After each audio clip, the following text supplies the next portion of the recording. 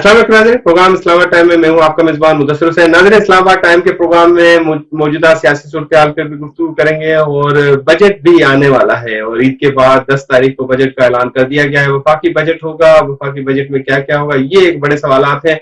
इसमें साथ साथ ये भी कुछ खदशात सामने आ रहे हैं कि वफाकी बजट में कुछ मुतनाज़ा मंसूबे तो नहीं शामिल किए जाएंगे। आज के प्रोग्राम में ये भी एक बड़ा अहम सवाल होगा। किनाज की तहरीक चली, किनाज की तहरीक पे सिंध की अवाम सरापा एहतजाज हुई, वकला सरापा एहतजाज हुए, सियासी पार्टियां भी सरापा एहतजाज हुई। तो आज के इस प्रोग्राम में जो मेहमान शख्सियत आज हमारे साथ मौजूद है, जैन शाह साहब हमारे साथ मौजूद है, सिंध यूनाइटेड पार्टी के सरबराह हैं और उनको हम प्रोग्राम में खुशामदीद कहते हैं। सर, बहुत बहुत शुक्रिया, आज आपने मेहरान टीवी को अपना कीमती वक्त दिया। सबसे पहले क्योंकि हम बात करेंगे, बजट तो चलो आ रहा है, लेकिन किनाज के हवाले से भी कुछ रूमर्स चल रही हैं। हमने इससे पहले जो प्रोग्राम किया था आमिर नवाज वराइज से, उनसे गुफ्तगू भी की थी, तो उन्होंने तो बजाय गुफ्तगू में यही कहा कि हमें तसल्ली है कि अब किनाल नहीं बने, क्योंकि वफाकी हुकूमत ने हिस्सा वाला लेटर भी वापस ले लिया। आपने क्योंकि उन किनाज के विजिट भी कर चुके हैं, उन जगह पे जाए, आपके इस वीडियो के बाद मामला बड़ा हाईलाइट हुआ। अभी आप दोबारा रिसेंटली दोबारा चक्कर लगा जब ये रूमर्स चलना शुरू हुई है कि किनाल बन रहे हैं, आपकी नॉलेज में है कि किनाल बन रहे हैं या विड्रॉ हो गया, मुकम्मल खत्म हो गया ये मंसूबा? देखें, कैनाल्स के बारे में जो जेलम पे राइट पे जो पिंड जी जी शाह साहब, जी शाह साहब, जलालपुर पे तो काम हो रहा है। बाकी ये कहें कि ग्रेटर थल कैनाल या सिंध की कैनाल जो है इन पे चीजें मूव नहीं हुई हैं। बाकी चोलिस्तान के पहले भी झूठ बोला गया था, लेकिन उस चीजों को वापस नहीं लिया गया। ये तो मैं आपको बता दूं कि उनकी ऑफिस है रावलपिंडी में, जहां पे लीज होती हैं। सर्वे की ऑफिस है बावलपुर में, वहां अभी भी लीज एग्रीमेंट्स और वो पूरा प्रोसेस चल रहा है। अच्छा, दूसरा नहीं है प्रोसेस, रुका नहीं है, पहले भी रुका नहीं है। तो जब लीज का नहीं रुका तो दूसरी चीज ये कि पहले भी झूठ बोल रहे थे कि कोई काम नहीं हो रहा। अच्छा, सच भी यही है कि कॉन्ट्रैक्ट अवार्ड नहीं हुए, लेकिन बगैर कॉन्ट्रैक्ट्स के भी काम चल रहा था और कोई भी प्रोसेस नहीं किया था, ना CDWP, ना ECNIC, ना CCI, लेकिन उस पे काम शुरू हो गया और 6 कैनाल्स का प्रेसिडेंट आसिफ जरदारी ने मावरे आइन इजाजत दे दी और गैर आईनी तौर पे अप्रूवल भी हो गया। और उसके बुनियाद पे रेणी 2 और CRBC 2 KP में और ये ग्रेटर थल कैनाल चौबारा यानी फेज 2, उसपे अगर अभी पैसे रखे जून में तो हम समझेंगे कि फिर तो धोखा है, फिर मूवमेंट को पहले से भी मतलब वफाकी बजट में अगर कुछ रकम रखी गई तरक्याती बजट के नाम पे, तो फिर आपको यकीन हो जाएगा कि ये मंसूबा मुकम्मल खत्म नहीं हुआ। जी शाह साहब, अगर वफाकी बजट जी शाह साहब, अगर वफाकी बजट में रखा गया तो फिर ये मंसूबा कितनी मंजूरी होगी, इसको हम तस्वर करेंगे। जी हाँ, पैसे रखे और कहा कि नहीं अभी बातें चल रही हैं, तो हम समझेंगे झूठ है। और सिंध के कतई फैसला है, सिंध के पूरे करोड़ों लोगों का फैसला है कि नहीं बनने चाहिए, इससे हमारी डेल्टा तबाह होगी और हमारी जमीनें बंजर होंगी।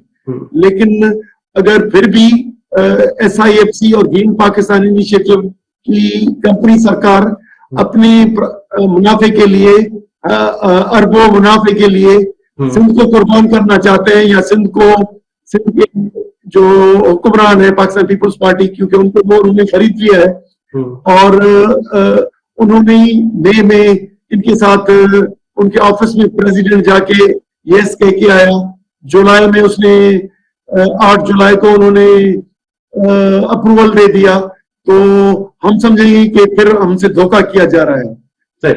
और दूसरी जो इधर पॉलिटिकल चाल चले हैं इधर सिंध में खुसूसन, मैं आपको बताता हूं कि मार्च में इतनी तहरीक ताकतवर हो गई कि कोई भी छोटा बड़ा शहर जहां पे प्रोटेस्ट डेली नहीं होते थे, तो कई 100 प्रोटेस्ट रोज, और सिंध के लाखों लोग रोज रोडों पे होते थे, मुख्तलिफ शहरों में हजारों एहतजाजों में। तो फिर मार्च के एंड में एस्टेब्लिशमेंट और पाकिस्तान पीपुल्स पार्टी ने नई स्ट्रेटेजी बनाई है और उस पर अमल पैरा है कि ये जो कैनाल्स के खिलाफ और जमीनें अलॉट की जा रही है प्रोविंसेस की कॉर्पोरेट फार्मिंग और दूसरी नई कमांड एरिया के लिए ये जो एहतजाज कर रहे हैं, ये एंटी स्टेट है और एंटी वफाक है। ये वर्जन मार्च के 3rd वीक में शुरू किए। इसका मतलब शाह साहब आप अभी भी अभाम का शिकार है, आपको पता है कि अभी कैनाल बंद है, आप मुतमिन नहीं है, जो सीसीआई में फैसला हुआ था उससे मुतमिन नजर नहीं आ रहे, मतलब तसल्ली नहीं है, कैनाल बंद है, इसका मतलब कमजोर फैसला हुआ था। महीने में बात चली जाएगी कि ठीक है कि क्या हो रहा है, लेकिन मुझे इस बात के लिए यकीन हो गया, पहले तो खदशा था, लेकिन मार्च के महीने में जब आसिफ जरदारी के वर्जन को, बिलावल के वर्जन को, चीफ मिनिस्टर और सिंध गवर्नमेंट के वर्जन को उन्होंने पब्लिक कर दिया और लोग लाखों में आ गए, और जब में और दूसरे शहरों में जब सिट इन हो गई, धरने लग गए, तो इन्होंने वर्जन ही दूसरा बनाया है कि अब उस वक्त तो काम चलाने के लिए एक डिले का दे दिया कि भाई सीसीआई इस नजरसानी करेगी, लेकिन जो कमेटी बनाई है वो भी गैर आईनी है। जो सीसीआई ने कमेटी बनाई है जी जी वो भी मार रहा है आईन है। एक मुशावरत करेंगे, बाहमी इत्तेफाक पैदा करेंगे, कमेटी बनाने कुछ चैनल्स उसमें इस्तेमाल हो रहे हैं और गवर्नमेंट भी कर रही है कि अब सही वो एंटी स्टेट या एंटी फेडरेशन है, और ये बयानिया नेशनल मीडिया पे और लोकल मीडिया पे ये बनाना शुरू कर दिया है। तो मेरा ख्याल है कि ये जो अगर ये संजीदा होते तो प्रोटेस्ट करने वालों को एंटी स्टेट ना कहते, जो सिंध को बंजर होने से बचाना चाह रहे हैं और जो जमीनें बचाना चाह रहे हैं, जो इन्होंने ग्रीन पाकिस्तान इनिशिएटिव के नाम पे गैर मुल्की कंपनियों को दे दी है, उनसे जो बचाना चाह रहे हैं वो मुल्क दुश्मन है। तो अब ये सर्टिफिकेट जारी करना और इस पे पाकिस्तान पीपुल्स पार्टी जल से निकाल रही है और जुलूस भी निकालना शुरू किए हैं, ये एंटी स्टेट एलिमेंट है। और दिनों से जब ये शुरू किया है तो समझे कि ये बजट मंजूर करा के फिर कहेंगे कि वो तो एंटी स्टेट है, हम तो उनको हम क्रश करेंगे। तो ये जब बहरिया टाउन का मसला हुआ था हमारे यहाँ, तो बहरिया टाउन का जब एहतजाज प्रोटेस्ट किया कि नाजायज जमीनों पे कब्जा न, जी पाकिस्तान पीपुल्स पार्टी के जो भेजे हुए लोग थे हुक्मरान, उन्होंने आके गेट पे आग लगा दी और हम पे 29 केस कर दिए एंटी टेररिस्ट के। अभी ये जो मोरो में मैनेज किया है होम मिनिस्टर के घर को जला के, को कहां पे आग लगा के और प्रोटेस्ट के गोलियां लगा के एंटी स्टेट वर्जन शुरू किया है, तो मैं समझता हूं कि ये धोखाधड़ी करते हैं। लेकिन इंशाल्लाह ये जो मोरो का वाकया हुआ है इसके पीछे भी आप समझते हैं कि वो बयानिया बनाने की कोशिश की जा रही है पीपल्स पार्टी की जानिब से? आपके ख्याल में बयानिया बनाने की कोशिश की जा रही है कि एंटी स्टेट एलिमेंट्स हैं उनके खिलाफ अब कार्रवाई होगी, आप लोग गिरफ्तार होंगे? ये वर्जन है तो इन्होंने शुरू कर दिया है, इस पे बात करना भी शुरू कर दिया। और ये मोरो इंसिडेंट जो है ये उसकी पहला ड्रामा है कि उन्होंने घर को आग लगा के और ड्रामा करके और एंटी स्टेट हमें डिक्लेयर कर दिया। आप लोगों को खदशा है कि ईद के बाद आप लोगों की गिरफ्तारियां होंगी? शाह साहब, आप लोगों को खदशा है ईद के बाद गिरफ्तारियां हो सकती हैं बड़े पैमाने पे? गिरफ्तारियां का तो हमें डर नहीं है, लेकिन मुर्तजा जतोई पे एफआईआर करना, मसरूर जतोई पे एफआईआर करना, और ये जो दोस्त हैं जिनके शुदा हुए हैं, दो दोस्त शुदा हुए हैं, ये उनके वोटर भी नहीं है, ये इनके मुखालिफ हैं। आप खुद सोचें कि मल्टीपल इन्होंने टास्क लिए है कि जो फेडरल पॉलिटिक्स करते हैं उन पे केसेस करके उनको बिठा दें, जो नेशनल सियासत करते हैं उनको एंटी स्टेट करके डिक्लेयर करें, और जो प्रोटेस्ट करें उन पे एंटी टेररिस्ट केस करके और उनको मुलविस करके और ये करें।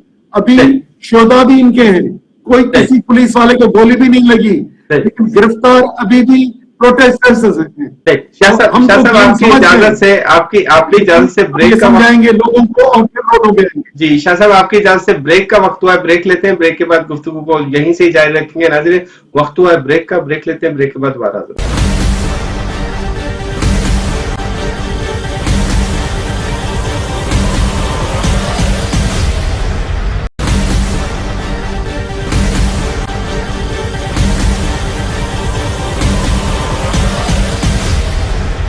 वेलकम बैक नाज़रीन गुफ्तगू का सिलसिला जारी है और सिंध यूनाइटेड पार्टी के सरबराह सर ज़ैन शाह साहब हमारे साथ मौजूद है। शाह साहब अब एक सवाल आपसे जरूर पूछेंगे, वो ये सवाल ये है कि जब किनाल की तहरीक चली, आप इस्लामाबाद भी आए थे उस तहरीक से पहले, मुझे याद है आपने मेहरान टीवी को इंटरव्यू भी दिया था, गुफ्तगू भी की थी इस हवाले से, लेकिन मेरा उस वक्त भी आपसे एक सवाल था कि धरना कब देंगे, जलसा कब करेंगे, तो आपने कहा था हम अवाम को कन्विंस करेंगे, लेकिन उसके बाद हमने देखा कि जो धरने का या जलसे का ऐलान वुकला ने किया, किसी सियासी पार्टी ने उसकी बुनियाद नहीं डाली, इसके पीछे कोई खामी, नाकामी, कुछ खामोशी या कुछ दबाव था, क्या वजह थी? कोई नाकामी नहीं, हिकमत अमली थी। अच्छा, क्या और दूसरा ये कि मैं आपको बताता हूं जी कि ये जब मार्च में तेज हो गई तहरीक तो इन्होंने कहा कि पहले को एंटी स्टेट डिक्लेयर करें, दूसरा इन पॉलिटिकल लोगों के क्रेडिट न जाए, अपने वकला बनाए और उनसे धरने का ऐलान कराया। जो जेन्युइन वकला थे वड़ाइच और कंपनी, इनके अलावा अपनी पाकिस्तान पीपुल्स पार्टी के वर्करों का आगे धरना लगा रहे, फिर बहुत तेजी से मीटिंग्स करके फिर बड़ाइच में नाम ले रहा हूं, लेकिन लॉयर्स एक्शन कमेटी थी, all Sindh lawyers action committee थी, तो उन्होंने 17 तारीख को ऐलान किया और गैर मुतवक्का तौर पे लाखों लोग उसमें आए। तो इनको 2 दिनों में ये अपने वकला से ड्रामा कराना था, लेकिन उनको कोई लिफ्ट नहीं दी और हजारों पैट्रियट वकला ऐसे बयान से ऐसा तासुर मिलता है शाह साहब, इस बयान से ऐसा तासुर हो गया और इसलिए 12 दिन लेट हो गई। जी शाह साहब, इस बयान से ऐसा तासुर मिलता है कि आपने जैसे कहा हिकमत अमली थी कि एंटी स्टेट एलिमेंट ना डिक्लेयर कर दिया जाए और हमारे खिलाफ कार्रवाई ना हो, इसीलिए स्ट्रेटेजी के मुताबिक वुकला को आगे किया गया, आमिर वराइच को आगे किया गया। तो इसका मतलब है कि आप सियासी रहनुमा, अवाम में घुमने वाले, अवाम में घुल मिलने वाले, जिनकी जिम्मेदारी थी, वो डर गए थे? नहीं, देखें तो फैसला वकला ने किया, लेकिन हमने उनको वेलकम किया। अब थोड़ा उसको लेकिन शुरुआत आप लोगों ने करनी थी, ये सवाल है, ये अवाम की तरफ से सवाल है, अवाम की तरफ से सवाल है, अवाम की तरफ से नहीं है। गुजारिश ये है कि राय आमा खुद ब खुद नहीं बनी है। पूरे 10 महीने से कई पार्टियां, सिर्फ हमारी पार्टी नहीं, save Indus river movement, anti canal action committee, Awami Tehreek, STP, कई जमातें, हम एक नहीं जमातें, सब इसमें एक्टिविस्ट थी। तो ये क्रेडिट आप अगर अच्छा फिर अगर शागिर्द लेते तो कहते कि भाई स्टूडेंट्स ने क्यों लिया है। हाँ। ये हमारी मुशावरत है, कोई भी निषेध करता है, एक दूसरे की सपोर्ट करनी है। क्रेडिट किसको देंगे? क्रेडिट किसको देंगे? करो जान फेसबुक पे या सोशल मीडिया पे बनाना मेरा ख्याल दुरुस्त नहीं है। क्रेडिट किसको देंगे शाह साहब? सियासी पार्टियों को? हमने से कहा था, हमने से कहा था जिस दिन गिरफ्तार होंगे हम बैठेंगे।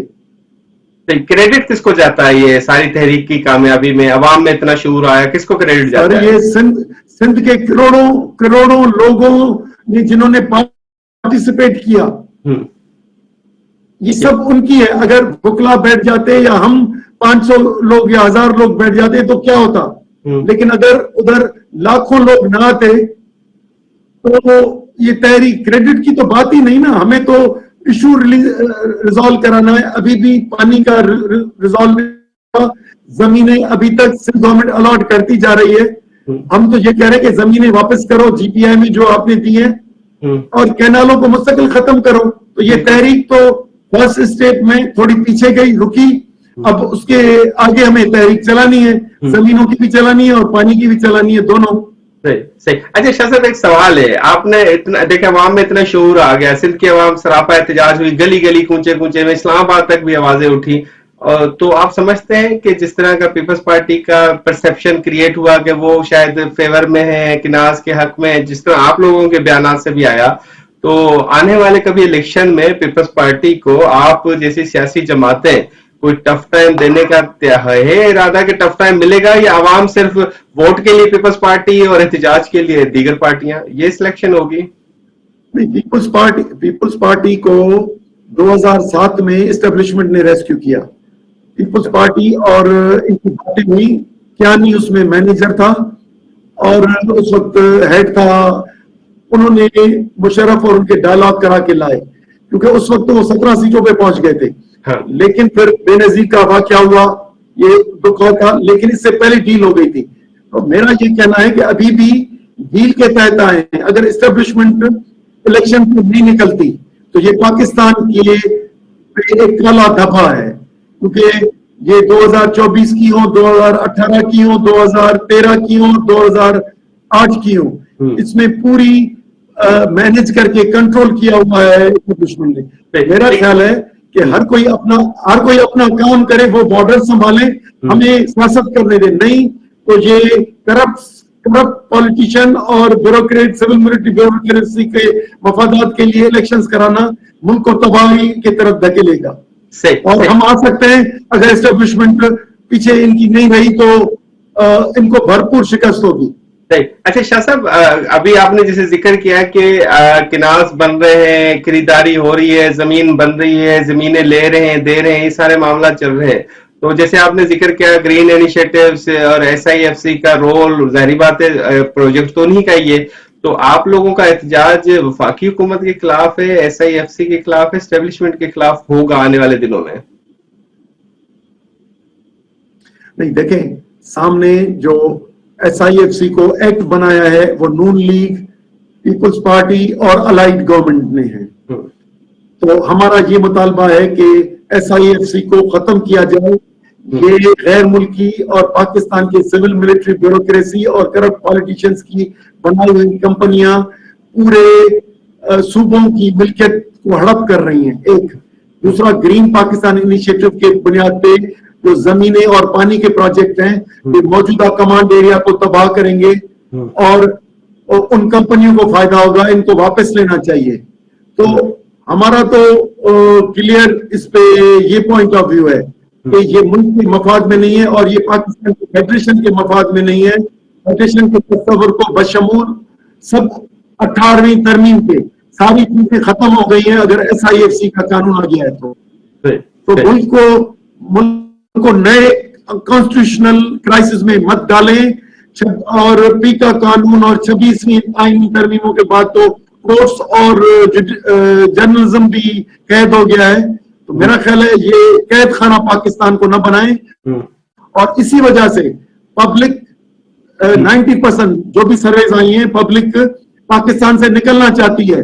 अब नहीं निकल सकती तो अलग बात है, अगर आजाद सियासत करने नहीं देते। 47 फॉर्म की इलेक्शंस होती हैं। ब्रेक ले लेते आपकी जान से ब्रेक ले लेते, ब्रेक के बाद दोबारा गुफ्तगू का सिलसिला जारी।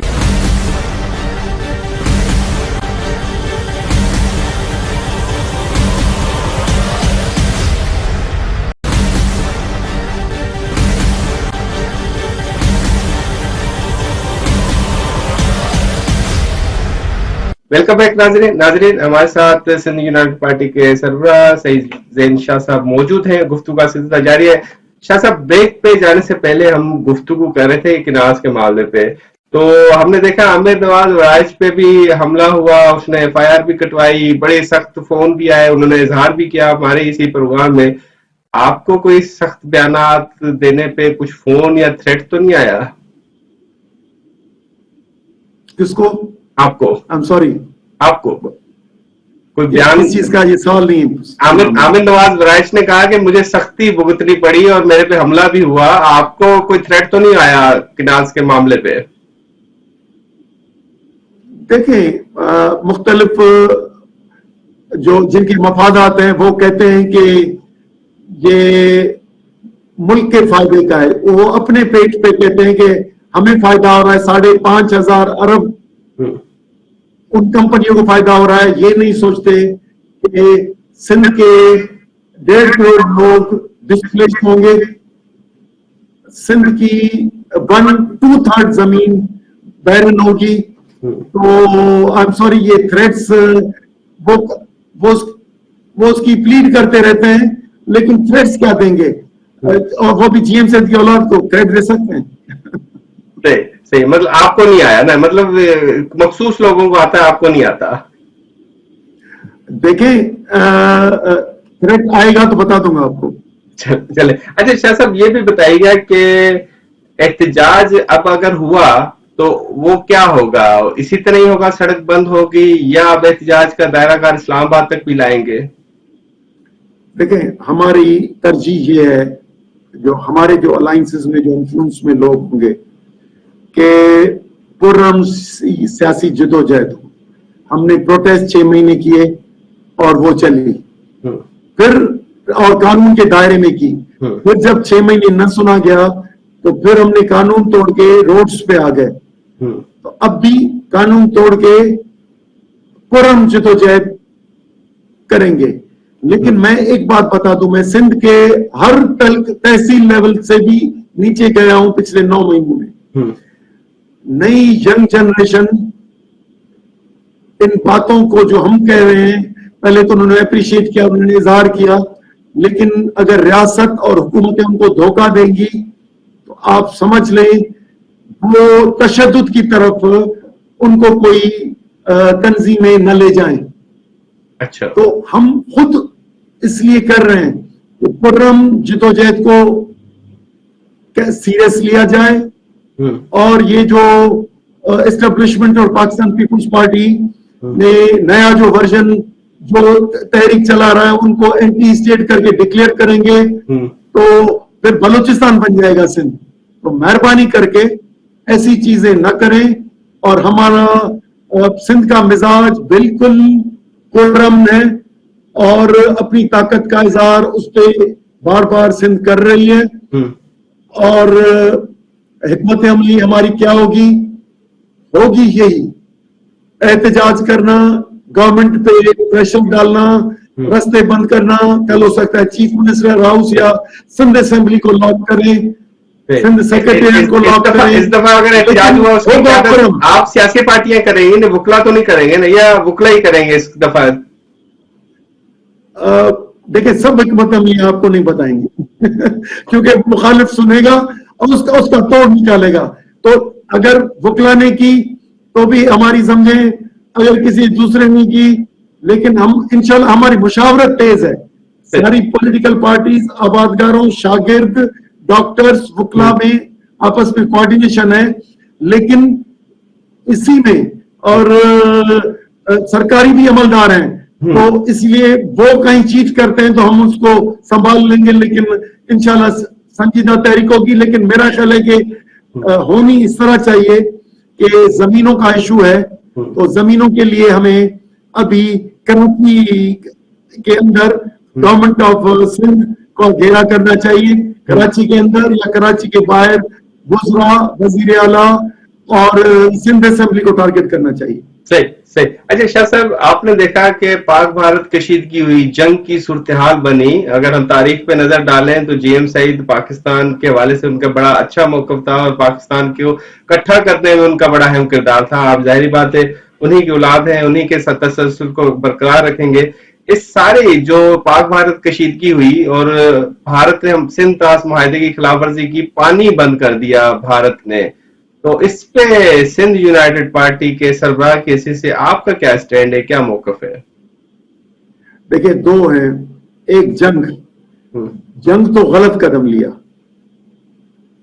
Very simple. ये कहते हैं कि ये इंडिया का दुरुस्त कदम नहीं था। अच्छा। दूसरा, जो हमारे अपनी पानी का है कि उसको सस्पेंड करना ये दुरुस्त नहीं है, क्योंकि अगर एक मर्तबा मुआहदे टूट गए तो फिर कहां से रिव्यू होंगे। तो इसलिए दोनों मुल्कों को हम समझ रहे हैं, हम तो शुरू से साईं जीएम साहब भी कहते थे कि पहले पड़ोसियों से ताल्लुकात ठीक करो।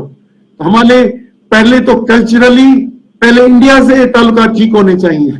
अच्छा, लेकिन भारत तो जंग चाहता है ना शाह साहब, भारत तो जंग चाहता है, इश्तियाल अंगेजी चाहता है, अमन खराब कर रहा है, हमले कर रहा है। जंग चाहेगा तो नुकसान इंडिया का ज्यादा होगा, क्योंकि वो ग्रोइंग इकोनॉमी है। पाकिस्तान की तो बैठी हुई इकोनॉमी है, कर्जों पे चलते हैं हम तो वो एक दुनिया का 5वां पावर है, 4था पावर है, ये इकोनॉमिक पावर ही अपना गंवा देगा, तो ये उसके इंटरेस्ट में नहीं है मेरा ख्याल है। लेकिन हमारा जैसे पानी के मामले पे ये है कि हमें चाइना के और इंडिया के भी बॉर्डर्स पे डिस्प्यूट्स हैं, लेकिन कारोबार चल रहा है। पाकिस्तान को भी अपना कारोबार चलाना चाहिए और बॉर्डर डिस्प्यूट्स इंटरनेशनल फोरम्स पे हल करने चाहिए। पिछले चार दिहाइयों में जी एक जो नुकसान हुआ प्रॉक्सीज के जरिए जंग करना, तो इंडिया हमेशा लगाता था कि मुख्तलिफ तंजीमें हैं जो इंडिया में बदअमनी फैलाती हैं। पाकिस्तान फिर इल्जाम लगाता है ये पाकिस्तान में मुख्तलिफ तंजीमों को पैट्रनाइज करता है वो मुल्क। तो मेरा ख्याल है कि दोनों मुल्क प्रॉक्सीज वाली जो पुरानी तारीख है, आज है या नहीं है, लेकिन पुरानी उसका चैप्टर बंद करें और दुनिया को अश्योर करें कि कोई प्रॉक्सी की मदद नहीं करेगा।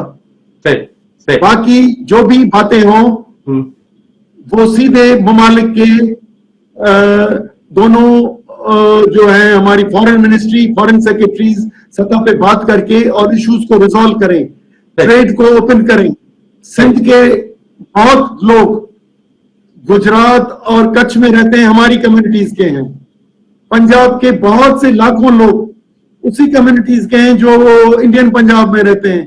तो इजी आना जाना हो, कारोबार आम होना चाहिए। हमारे वेस्टर्न बॉर्डर पे भी तो टेररिज्म होता है ना, तो उसको तो सॉफ्ट रखा हुआ है, इसको ओपन रखें और प्रॉक्सीज का चैप्टर बंद करें, तो मेरा ख्याल है कि ये खत्म हो जाएगी। और बाकी इंडिया को ये जो पानी पे किया है ये गलत है। अच्छा शाह साहब, सिंध कितना मुतासर होगा? सिंध तास मुआहदे के तहत खिलाफवर्जी हुई तो सिंध कितना पानी के हिसाब से मुतासर होगा इससे? देखिए, जो वाइस वजीर आजम जो है, नायब वजीर आजम ने जो इस पे बयान दिया था असेंबली में कि अपर राइपेरियन हमारे साथ जुल्म कर रहा है, पानी लेके जा रहा है, 1 महीना पुरानी बात है। हम ये 9 महीने यही कह रहे थे कि भाई पंजाब हमारा पानी लेके जा रहा है और कंपनी सरकार हमारे पानी लेके जा रहा है, हमारा अपर राइपेरियन। तो हमें तो ये लगती है, हम तो वैसे मुल्क के साथ हैं, ये एग्रीमेंट न टूटे, लेकिन ये बहाल हो।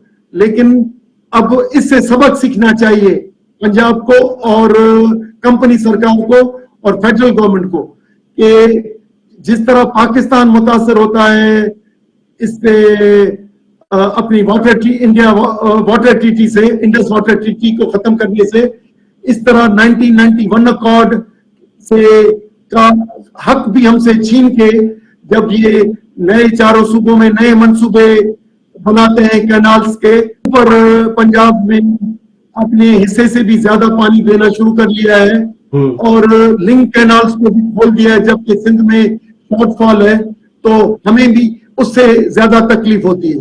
तो अगर इंडिया ने पानी बंद कर दिया तो पंजाब हमारा जीरो कर देगा, फिर सिविल वॉर होगी, फिर देखेंगे कि कौन जीतता है सिविल वॉर में।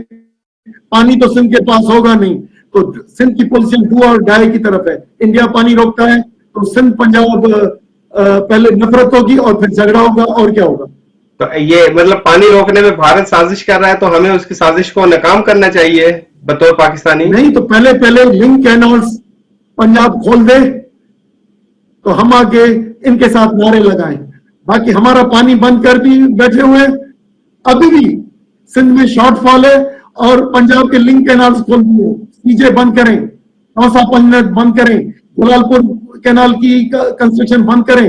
हम आपके पानी के इशू पे हम आपके साथ नारे लगाएंगे।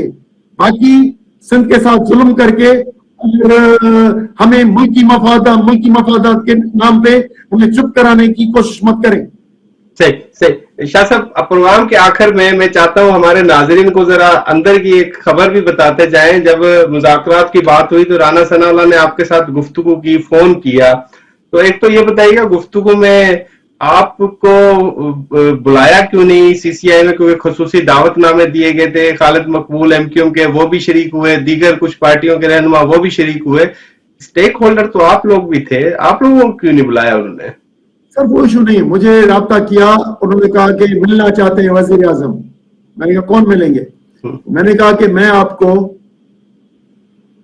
साथियों से जो सेवर मूवमेंट में है, वकला है, मुख्तलिफ दोस्त थे, सबसे मशवरा करके, आबादगारों से मशवरा करके, काश्तकारों से, फिर आपको जवाब देंगे। और आप हमें 2 दिन चाहिए। तो 2 दिन के बाद उन्होंने राब्ता नहीं किया, हमें भी दिलचस्पी नहीं थी, हम वकला के साथ हो गए। अच्छा, दावत दी थी उन्होंने मिलने की? नहीं, मैंने कहा कि मिलने के लिए ख्वाहिश जाहिर की थी। मैंने उनको कहा कि मशवरा करके बताएंगे, उन्होंने भी वापस फोन नहीं किया, मैंने भी उनको नहीं बताया। सही। तो बिना स्टेक होल्डर्स के मुशावरत के शामिल किए बगैर ये फैसला, इसको फिर आप तो मुतनाज़ा कह रहे हैं, आइंदा भी अगर मुशावरत में नहीं बुलाया गया तो फिर क्या होगा?